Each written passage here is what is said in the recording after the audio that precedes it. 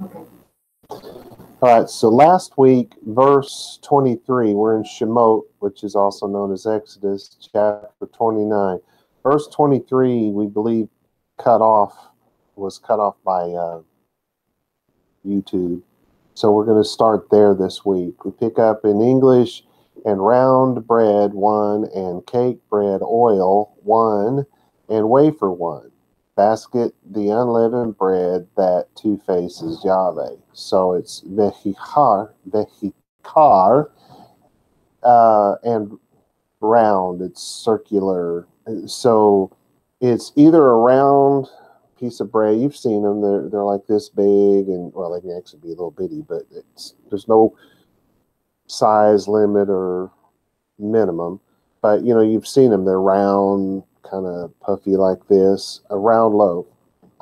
Or it can be like a tube, still round, right? So it doesn't really make any difference whether it's a tube or a circle, just as long as it's round. And then it's lechem, which is bread. Then it says achat, so there's one round loaf of bread, if you will. And then we have the halat, it says, and a cake, especially such was used in the offerings and the sacrifices, so they don't really tell you a lot, but they say that these cakes were perforated. So think of a cracker, how they perforate the cracker. There's nothing here that, unless you hear the word challah there, hear it, halat. So this is plural. Anyway, so it's and cakes. So we're talking, but not challah like we think of today, though there'd be nothing wrong with it, except that I don't see anyone perforating their challah. But anyway, so it's this lechem, so, and challah bread. Shemen, so that's oil. You're going to cover over the top of it with oil, or maybe you're going to mix it with oil. It can be either way. This one does not specify. Then it says achat. So you're going to have one loaf of challah bread that's perforated. Then it says ve'rakik. That's a thin wafer. So this one's going to be more like the cracker, except that I don't think it says that it has to be perforated. So echad. So one thin piece of bread. So you have the round bread, which I would imagine they made them round like this. And the challah could have been a tube, but it would have been perforated with oil on top, and then they would have made the thin wafer. So you're seeing that there's three things here, right? Then it says misal, so that's a basket. That's like a laundry basket that's made out of wicker. That's exactly what they're talking about, though it would have looked a little different back then. If you want to see what it looks like, just go on the internet and look up baskets from 3, 4, 5,000 years ago. Then it says hamatzot. That says that's the unleavened bread, right? Matzot, we have a whole week of matzot celebration every year. We just came off of that not too terribly long ago. And so you know what the word means. It says asher, that lipnei, that's two faces. Then it has the proper name of God. So you have, and one round loaf of bread, and one loaf of oiled bread, and a wafer. And so the word one is used idiomatically here. The way we would say it is together. In other words, take all three and put them together with the basket of unleavened bread. So now that would lead me to think there's 4 types of bread here, right? But then the wafer would most likely have been unleavened bread, though it's saying it's named all 3 of these specifically, and then it says with a basket of unleavened bread. Then it's 2 faces, so you know that's before, in the presence of, and it gives God's name. So we move on to verse 24, and literally in English, and set you upon Psalms Aharon, palms, that's Psalms, these things, Aharon, and upon Palm's son his, their sons his, and make wave you with them, you shall wave 2 faces, Yahweh. So they're giving God's name again. Vesamta, And this is to put, to set, to place, to constitute, to found. It's but you're going to place it, you're going to put it, you're going to set it. That's really what you need to know. Hakol, which is all of it. Now they're using the definite article so that basically you can't put a bunch of other stuff in there. This is the only thing that's supposed to be in the basket, is basically why, as far as I could tell, why they're using the definite article. Honestly, in biblical Hebrew, I don't understand why you would ever need a definite article. I mean, I see that they use it, but in biblical Hebrew, they don't use it a lot. In modern Hebrew, they use it. Some things have changed, but I don't really see a purpose in it, to tell you the truth. Anyway, next word is all, which is a bit on something. Kape. Kape. What if you changed the sound of that and said kipe, kipi? Anyway, it's the palm. It's that which you're. Can you all see that there's a curve here? It's why they call it the palm, the hollow of the hand. Sometimes it's used of the whole hand, but that's pretty rare. The sole of the foot is called a palm. The hollow part of a vessel, like the inside of a cup, is called the palm, at least by Jews. And it's because they're bent. And so if you have a little bowl, that would have the inside of that bowl, because it's curved, is going to be called the palm of the bowl. And so it's the palm aharon. So obviously it's going to be his hand, because you're probably not going to put it in his feet. It's going to be hard for him to wave it. I'm just saying. But anyway, maybe he's an acrobat. Then it's ve'al, and upon, kape, the palms. And I do believe this is a form of kippah, because it's like a bowl. It's curved. It has a palm in it, the little hat that people wear. Just saying. Maybe not. Just throwing that out there for the fun of it. So it's an on the palms, because this is plural. So it's both hands. And both times this was plural. So it's the hands of Aharon. Now it's the hands, banav, of his sons. So then we have vehenafta, and make wave you. So you're going to make them wave. You're going to command that they wave. It's to shake the hand, to give a signal, to beckon somebody. That's how you beckon somebody, by waving your hand. Especially used in a certain sacrificial rite, in which part of the flesh to be offered to God were waved to and fro before they were placed upon the altar. The Levites, in their initiation, which is where we are, into office, appear to have been led up to, so like this. It's a wave offering, right? And so they would face the north and do this, turn to the east, turn to the south, turn to the west, and wave it up and down, right? To and fro. Otam, the sons with him, or with them. Tenufa, what was we talking about? Wasn't that and you make them. Tenufa, you shall wave. So they're going to wave. Leapne, that's two faces literally. So it's in the presence of, and they give God's name again. So we have, and you place all of it. Now remember, we're talking about all of this bread. You have the three different types that were specifically mentioned, the basket and the unleavened bread that was mentioned. So all of that. Now, some people are going to divide this into one or two pieces of bread all together, and that's fine. But what we saw very literally were four types of bread.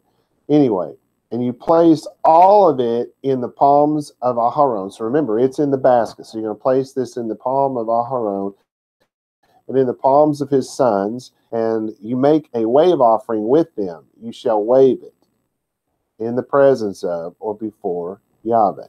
So of the words wave offering, Rashi wrote that the wave offering was waved north, south, east, and west in honor of God to whom it belonged. Then he said it was waved up and down to honor the heavens and the earth, which also belong to God. That's more him just writing some cool, pretty thing and making it a religious thing rather than just accepting that that's what God said to do, so that's what they did. All right, then of the words you shall wave. Rashi wrote that the priest held the offering, and the person who gave the offering placed his hands on the hands of the priest, which, think about this. So Aharon's got his hands out. Moshe puts his hands down, and somehow that basket's just set on top of him, I suppose. Anyway, so the priest held the offering, and the person who gave the offering placed his hands on the hands of the... Okay, so maybe he did it underneath. So the priest is holding the basket, maybe Moshe put him underneath.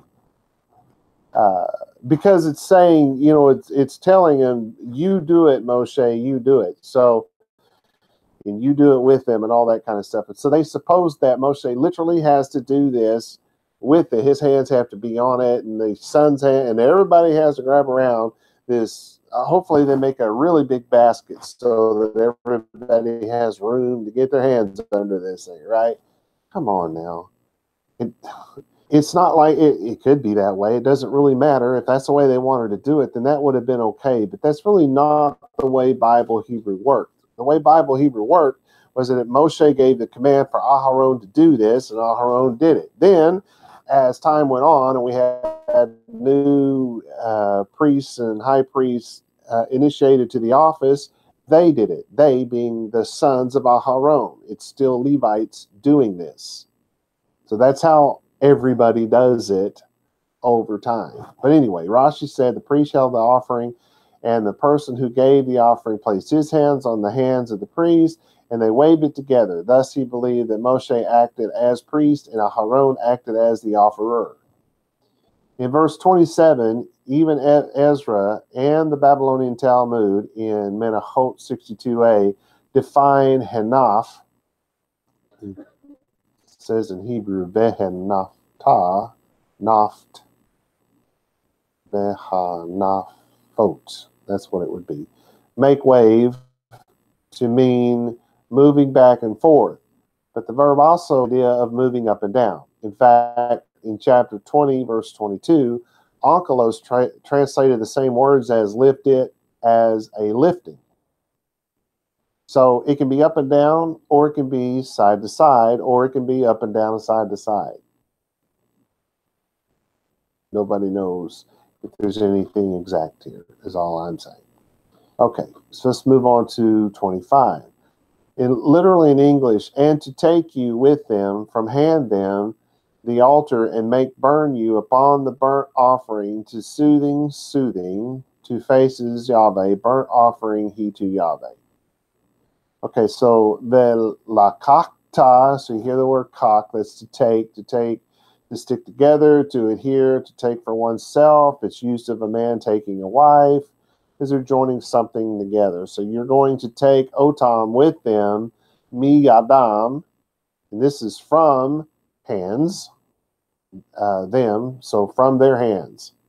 Hamis be'ach, you're going to take from their hands the altar. Probably not, but this is the word for altar.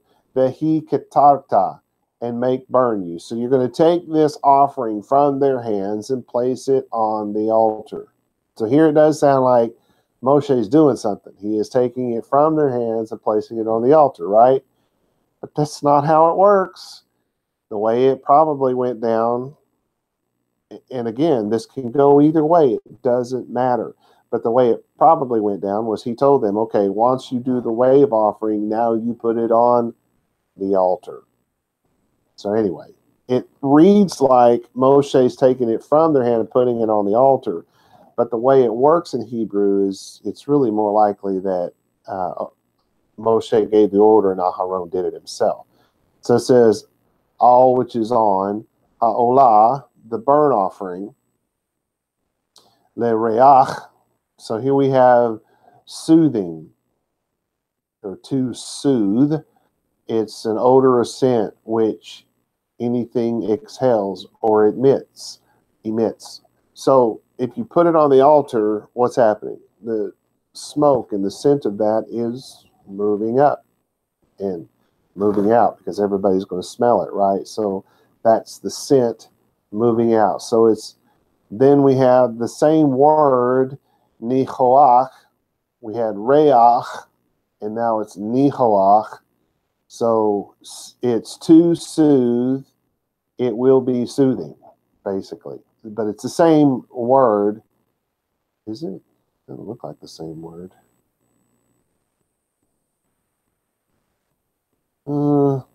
It's not. It's a different word that means essentially the same thing. But then we have acquiescence, satisfaction, delight, to be delighted with anything, used in the phrase an odor of satisfaction, a sweet odor, an agreeable odor, a soothing odor. Yeah, it's two different words. I don't know why I had that in my head as the same word. But anyway, so you have to soothe, it will be soothing, if you will. And then it says lipnei, and so that's to the faces, and it gives God's proper name. Then it says Isheh, which is the burnt offering, a sacrifice so-called from the fire by which it is burned, because it comes from that, the sound of the root is esh, it mimics the sound of a fire. Then you have hu, which in Hebrew, it's literally the word he, but they use it for the word, what we think of as an English word, it. It will be la Yahweh, to Yahweh, to God. So you have, and you take from their hands and make it burn on the altar of burnt offerings, a soothing fragrance in the presence of Yahweh. All right, so again, it reads as if Moshe is going to do this. And if people, if the Levites so choose to do it in such a way such that they have somebody standing in for Moshe, which could happen if you're bringing in a new high priest. The old high priest could do the part of Moshe, but in my mind it doesn't make any sense, because if it's a command to Moshe, then Moshe has to do it. If Moshe dies, which he did, then he can't do it when we inaugurate the next guy, right? So it makes more sense that Aharon did it for himself at the command of Moshe, and everyone who followed Aharon will do it for themselves, just as Aharon did. Anywho, let's move on to 26. And to take you the breast from ram, the installing, that to Aharon, and make wave you with he, you shall wave to faces, Yahweh, and be to you to portion. And so we have velakakta, which we just had. That's to take, like a man taking a woman, is to stick together. And this is et, which is just a pointer. It has no meaning. So you're going to take hechazeh. That's the breast of an animal. And you guys know what that is. If you ever go and buy skinless, boneless chicken breast, you know what we're talking about, right? It's the beefy part of a chicken anyway. I don't know about other animals. Then it says me'el, which is, of course, so it's saying the breast. This is me'el, from the ram. That's the word for ram. But it has that mem in front of it, so it's from the ram. Ha miluim, the installing, the inauguration. It's the ram of the inauguration, the ram of the installing. Because this is what we're going through. This is the inauguration of the high priest and the regular priest. This is all going on, and this is how it's going to be carried out. They're telling you how to carry out what's about to happen in their case. It happened long ago in our case. Anywho, so this is where they call it by name, the ram itself. Asher le Aharon, that Aharon, Aaron, the henafta, and you make wave you, and so you make them wave oto with it, tenufa, you shall wave. Waving, and it's the up and down, and the going left and right, or going north, south, east, and west, and shaking it up and down, and left and right. You're going to make them do that. Leap day is before the faces of, and then it gives the proper name of God, which is Yahweh. Then it's Vehaya, and it will be Lekach, to you, lemana. It'll be to you to portion. It'll be your portion. So, and you take the breast of the ram for the inauguration of Aharon, and you make a wave offering with it, and you shall wave it before the faces of Yahweh. It, speaking of the breast, will be your portion. Again, this sounds like he's saying that that part's going to belong to Moshe. Okay, well then what happens to that part from now on? Because we know that we're supposed to be forever in Israel. So if you're still having the sacrifices, or let's say for some reason they begin to have the sacrifices again, what are you going to do? Moshe is not around. You're just going to let that meat set and rot? No, this breast is for the priest. That's the yor. It's his portion. And in this case, since Moshe's basically acting as the high priest, inaugurating the next high priest, well, then he gets to eat of that same portion, especially since he's a Levite. Anyway, of the words ram for Aharon, even Ezra wrote that Aharon was specified because he was the principal. Okay, that must have been a question in his time. Nachmanides argued that since the breast was given to Moshe, he was the officiating priest, and thus Aharon's sons could not be mentioned. Oy, oy, oy. Anyway, verse 27. We got plenty of time. And holy you, breast the wave, and thigh that wave, and it was that twice, and that raised from ram, the installing from which to Aharon, and from which to sons his. So we have Kidashta, which is literally and holy you. And so it's to be pure, it's to be clean. It's a physical purity and physical cleanliness, if you will. It's to be in this case, that's what they're doing. They're trying to consecrate these people, to set them aside as holy. So this sacrifice did not make them holy. Sacrifice that initiated them being set aside to be holy. Okay, so then your next word is ed. It points to chazeh, that's breast, the breast of the animal. Hatenufa, which we've had, the wave, the animal of the waving. Ve'et shuk, that's the thigh, that's the leg, the part of the body from the knee to the foot, with which, that's the shin. That don't make any sense. It's the thigh. Forget about that part. I never noticed that didn't make sense when I wrote that down. Ha-teruma, the offering, an oblation, offering gift, especially used of a gift brought to the temple and the priest. So this is the gift. Asher, that hunaf, that is waved. Ba'asher, and that huram, that is raised. So it's waved and it's raised, just saying. Me'il, it's from the ram. Hamiluim, of the inauguration. Me'asher, from which le'ha'aron, from which to Aaron, or for Aaron. Ume'asher, and from le'vanaiv, and for his sons. So you have, and you will sanctify the breast that was waved, and offer the shoulder which is waved, because think about this. On a ram, the thigh is here. I'm just saying. So I put shoulder, which is waved and is raised from the ram of the inauguration, which is for Aharon and his sons, and is raised. Rashi wrote that because the wave offering was waved north, south, east, and west, it was called a wave offering, or maybe just because it was waved. Here he wrote that the name of this offering became heave offering because the meat was raised or heaved up and down. Thanks, Captain Obvious.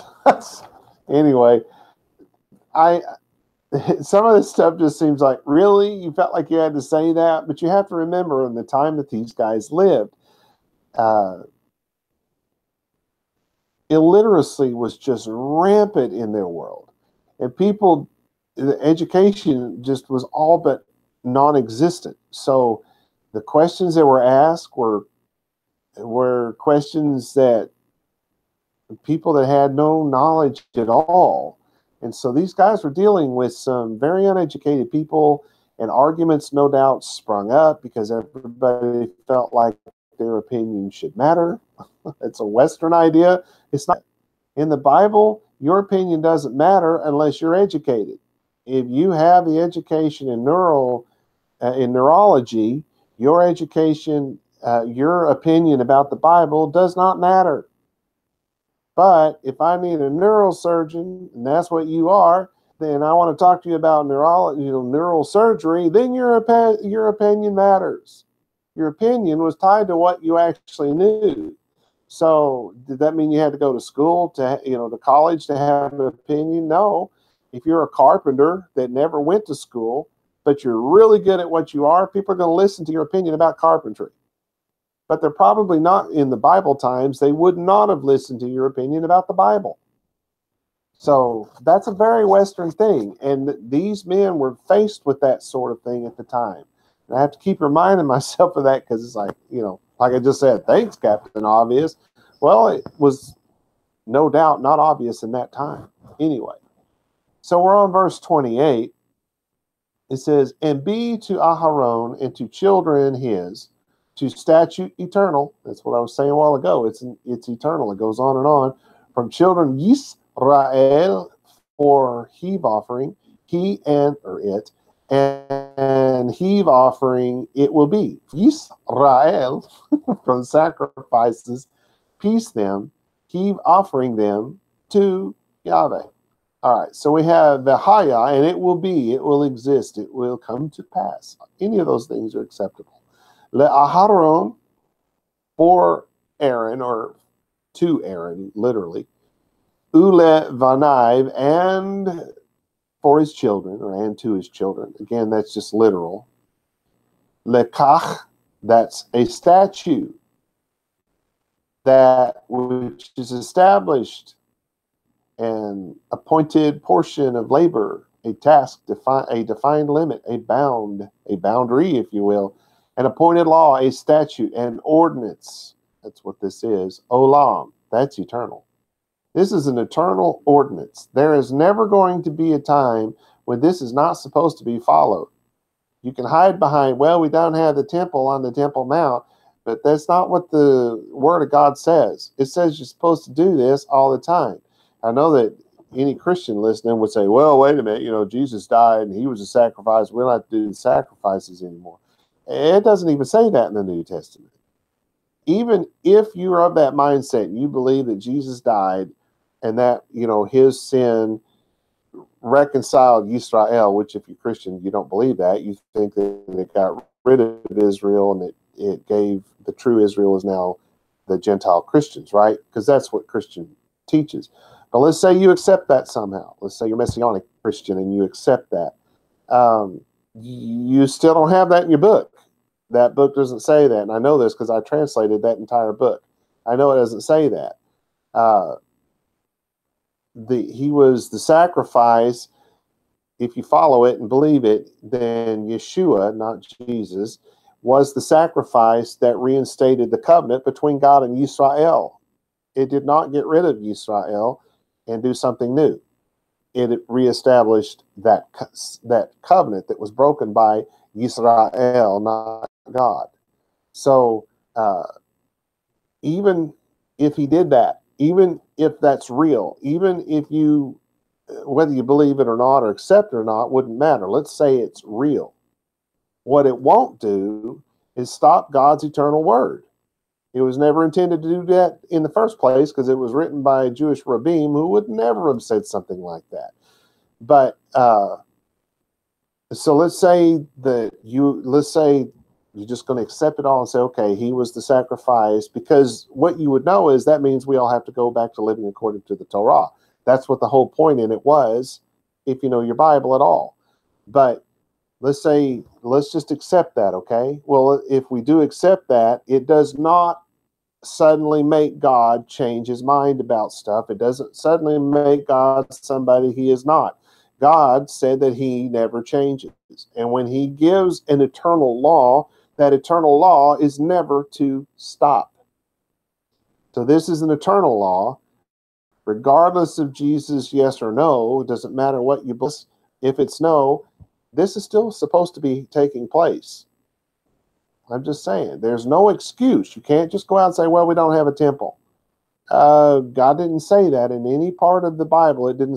God did not slap himself on the forehead when Nebuchadnezzar showed up and said, geez, I didn't see that coming. I really didn't think anybody'd ever be able to knock down my temple. Right? And he didn't slap himself on the head when in 70 AD and say, they did it again. I can't believe it. Right? God didn't do any of those things. He knew the temple was going to be destroyed 2.5 times, because we kind of accept one and don't, right? The one in the middle. When it got sort of built up and they were building with one hand and sword fighting with the other, right? Y'all know that story I'm just saying? So it's like 2.5. God did not slap himself in the head and say, I didn't see that coming. No, when he said this was an eternal law, it's supposed to be an eternal law. We're supposed to be doing this. Just saying. Anyway, and by the way, it's not up to me. I can't go out and do this just because I want to. Think about what they would do to me in Israel if I went back and did this. Anyway, so our next word is me'et. It's from, and then it's the pointer. B'nai, from the children. Yisrael. It's not from the children of the church, from the children of the Gentiles. Yisrael is supposed to follow this. Then it says ki, which is for or because. Teruma. It's a heave offering, an oblation, an offering. Oh, we've had this one already, right? Hu, which is the word for it. Uteruma, for it is a heave offering. A heave offering, it is a heave offering. Making it more important, right? That's the explanation point in Hebrew. Yeh, it will be me'et, that's from, and then pointer. B'nai, from the children of Yisrael, which is your next word. Miziche, from, as it is in plural. So if it's eternal, there's going to be a lot of them. I'm just saying. Then it says shalmehem. That's, you may not have heard it, but the root word there is shalom, peace. So shalmehem is their peace.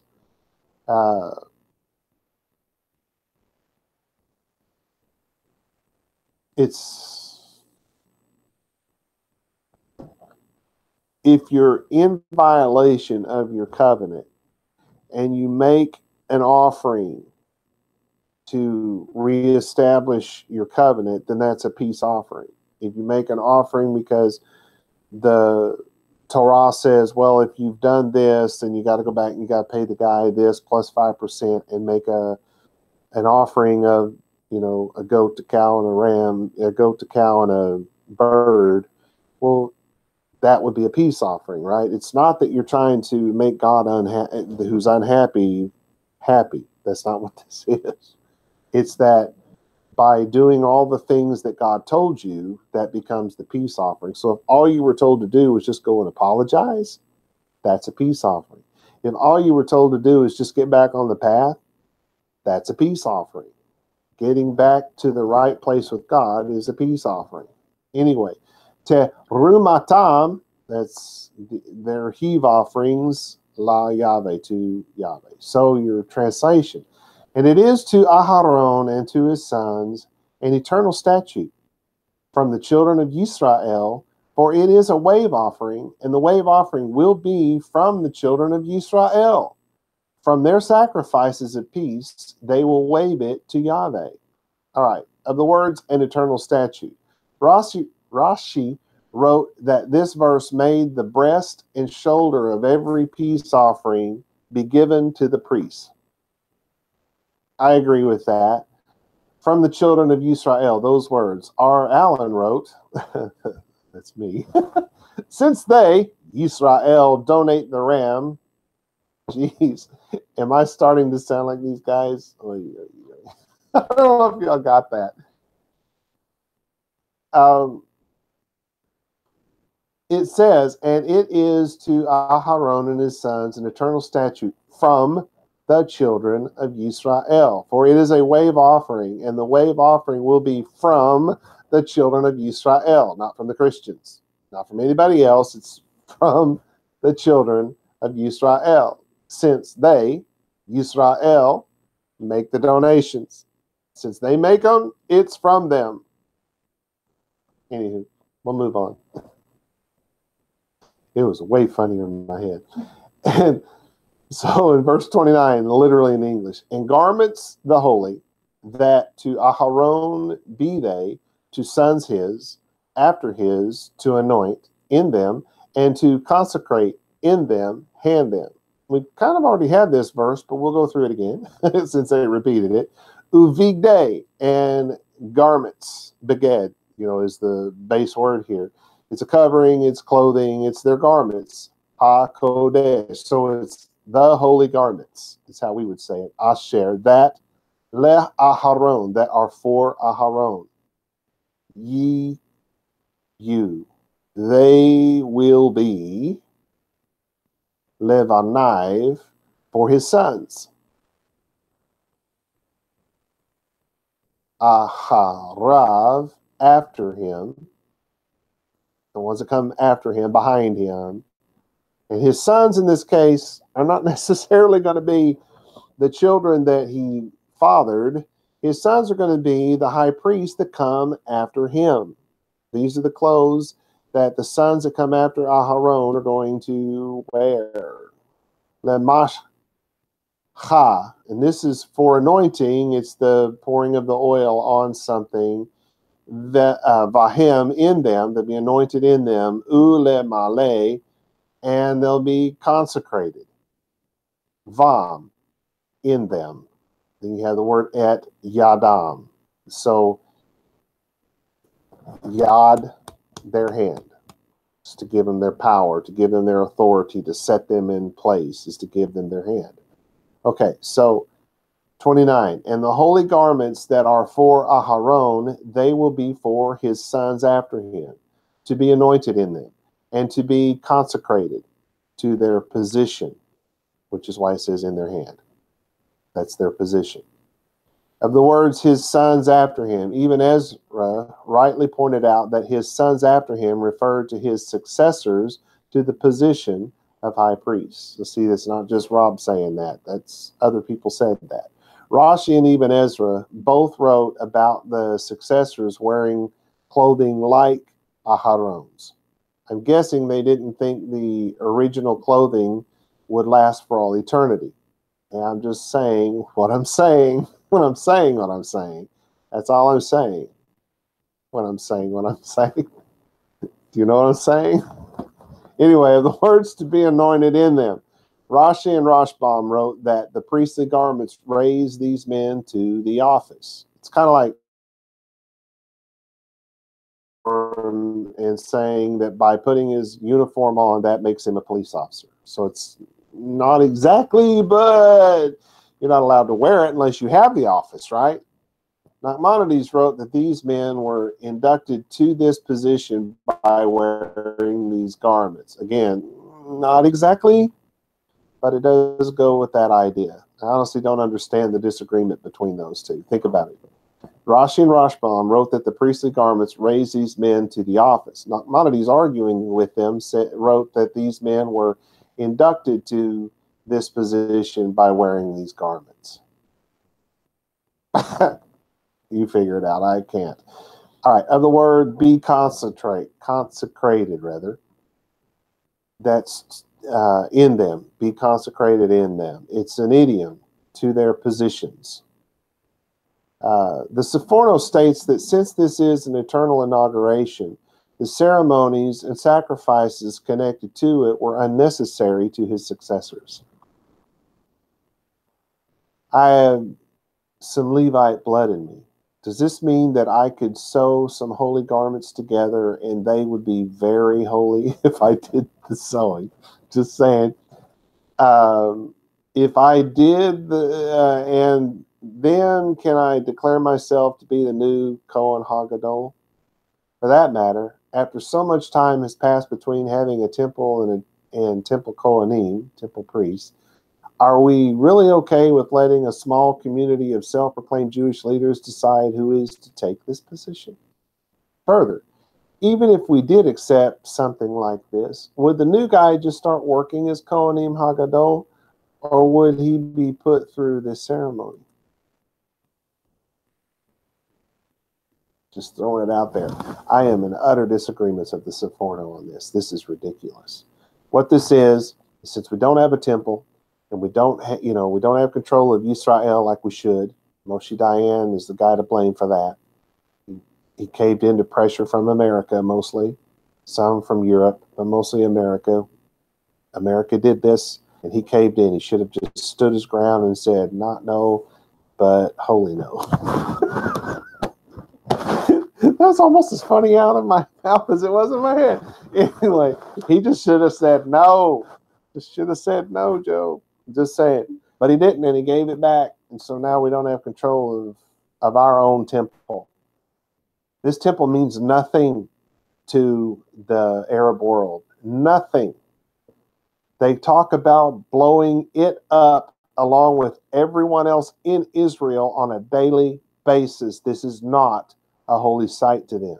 This is thumbing their nose at the establishment and rubbing the nose of Israel in it. That's all this is for them. It is not a holy site. Mecca is their holy site. But they do this so that they can just rub Israel's nose in it. We should have not let that happen. We should have kept it for ourselves. And by now there would have been a temple, and we would have had the sacrifices again, though what that would have looked like, I have no idea. But because we don't have that, it's easy for someone thousands of years later to come in and say, well, this was the one and only time, and everybody else just, comes in and we don't have any more. Wow, really? So how come you have a problem with a one-time sacrifice with Jesus? just throwing it out there. Don't throw stones. All right, verse 30. 7 days he to dress them, the priest under his, from children his, that he come to tent appointed times to minister in holy. So it's Shivat, which is 7, Yamim, which is days in plural. Yom is day, and then Yamim is days. So for 7 days, Yi lebasham, he to dress them. So for 7 days, Moshe has to go out and dress them like little baby boys. No. No. They're going to dress themselves, HaKohen, the priests, Tachtav.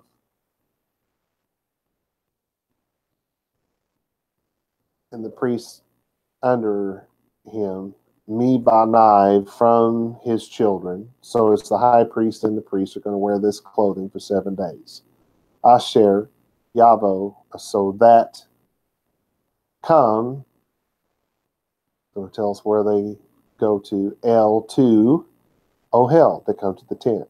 So for 7 days, the high priest and the priest below him are going to wear this clothing when they come to the tent, Moed, of appointed times. That's the tabernacle in the wilderness. L'sharet, to minister, to worship Yahweh, is to do the work of the priest, Bakodesh, in the holy, the things that they are to do, keeping the the oil lamps lit, keeping the bread fresh. They had things that they had to do. They had to keep everything clean and keep the water pure. There was stuff that they did beyond sacrificing animals. There was a lot of stuff that they did. They counseled people. They heard matters of the Torah, all kinds of stuff, right? So your translation is the priests who follow after him.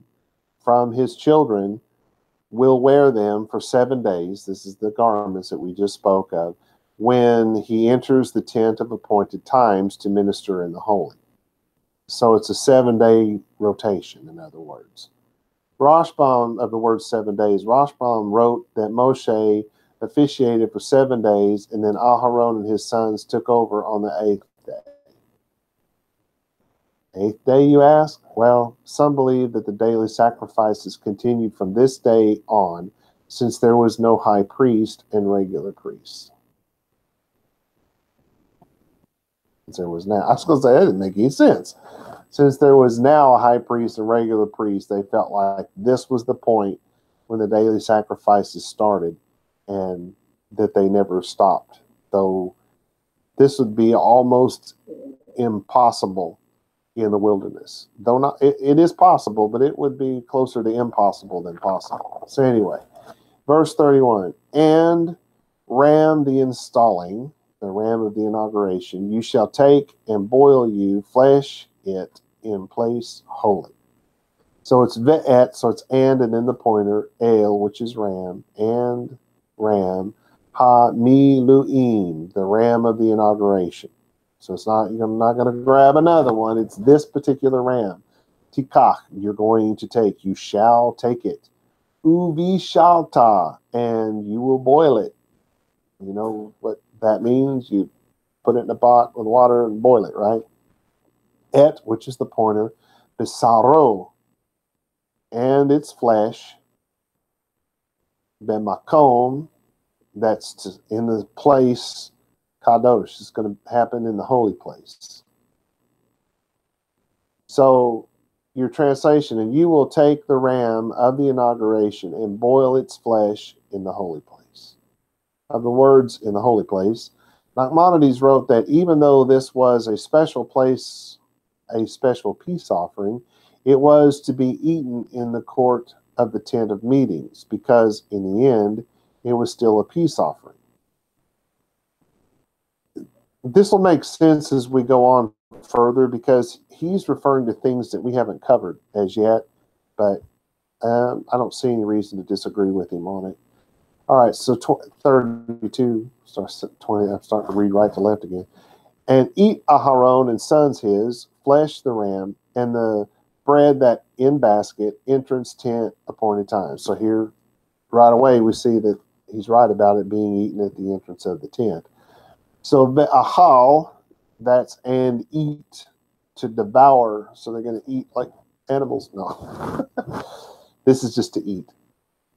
They're going to eat Aharon, so that's Aharon uvanav. So Aharon and his sons are going to eat. So everyone who comes after him that are in these positions, they're going to eat et basar, the flesh, ha'ayil, of that ram, that very specific one, ve'et ha'lechem, which is the bread, asher, that besal, that's in the basket, petach, that's at the entrance, ohel, of the tent, moed, of appointed times. So, and Aharon and his sons will eat the flesh of the ram, and the bread that is in the basket at the entrance of the tent of appointed times. Pretty straightforward. We still have some time left. I think we can get through another one at least. And eat they with them that purge in them, to fill hand them, to sanctify with them stranger, not he devour, for holy they.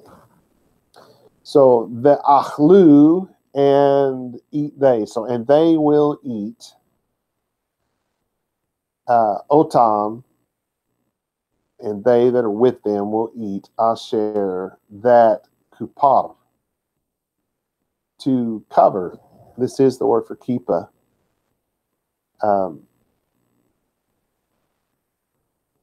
It's to cover over, when it's a covering, to cover over, to overspread with anything, with pitch. So this is, why am we using the word purge here?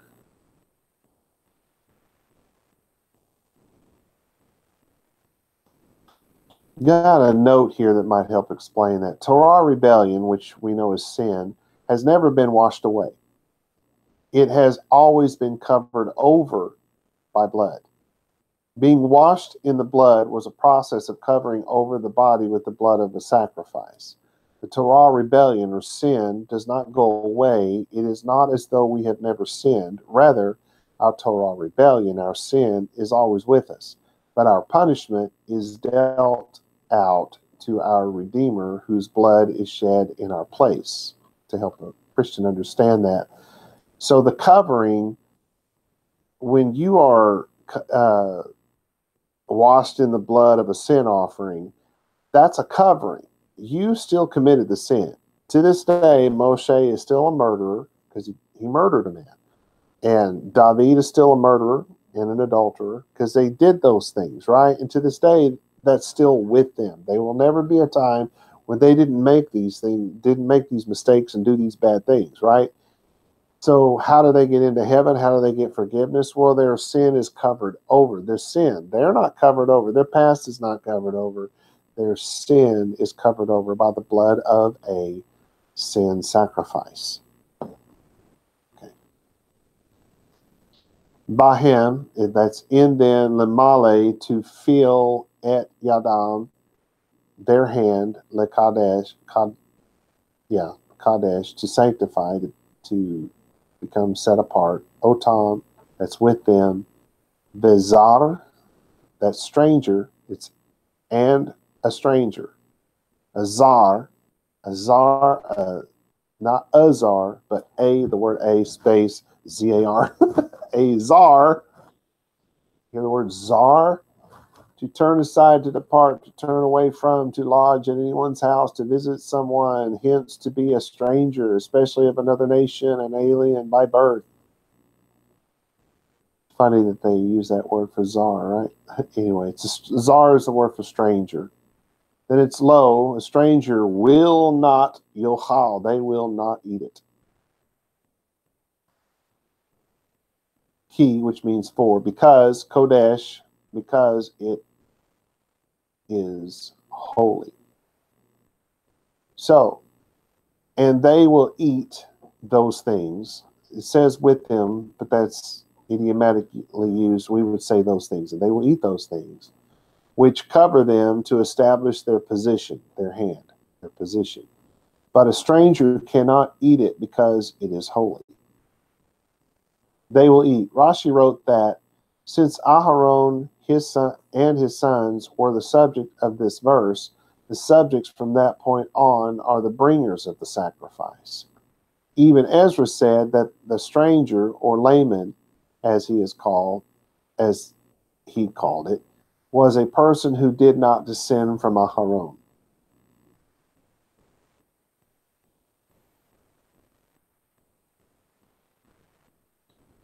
So even Ezra's taking it to the point, if you're not a Levite, you can't eat it. Which it's already been established, so he's not wrong. I don't think he's right for the right reason, but he is right. Just saying. All right.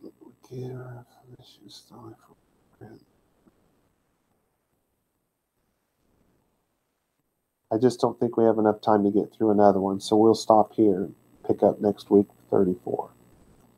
Shalom, y'all.